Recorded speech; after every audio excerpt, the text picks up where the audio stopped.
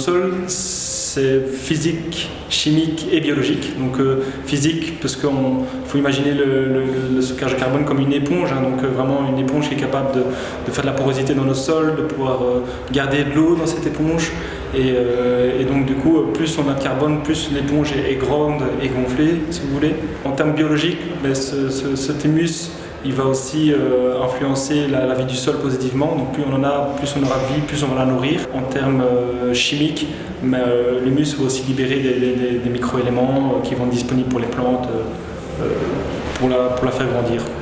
Alors moi je dirais tout d'abord, pour améliorer la fertilité de son sol, qu'il faut absolument investir dans les couverts d'interculture. En fait, il faut vraiment réfléchir couverts d'interculture comme des panneaux solaires qui sont capables de transformer le CO2 de l'air en forme de carbone organique disponible pour les plantes. Donc c'est pas de l'électricité, mais c'est du carbone organique, donc de l'humus pour nos plantes qu'on va stocker. Et donc c'est via la photosynthèse, via tout le reste. Comme deuxième pratique pour améliorer la fertilité, je dirais qu'il faudrait rendre au sol ce qu'on lui prend. Donc si par exemple on exporte des pailles pour l'élevage, hein, pour pailler les box, etc., il faut pouvoir le rendre sous forme de fumier ou forme de compost à un moment ou à un autre, parce que si on prend tout le temps sans jamais rendre, on va vers une baisse de fertilité importante.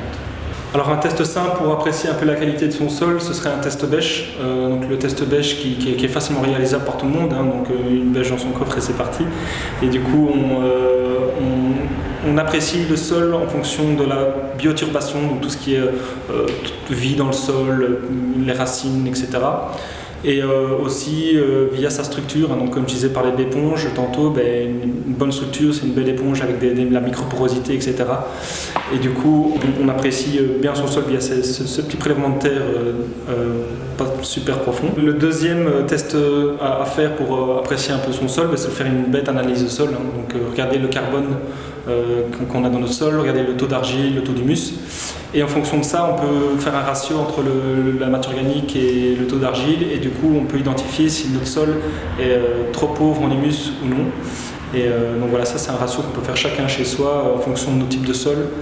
Et donc si votre sol est fort riche en argile, vous aurez peut-être besoin de plus de taux d'humus pour qu'il soit bon, alors que si vous avez un sol très sableux et moins riche en argile, vous aurez un taux d'humus plus faible sera acceptable.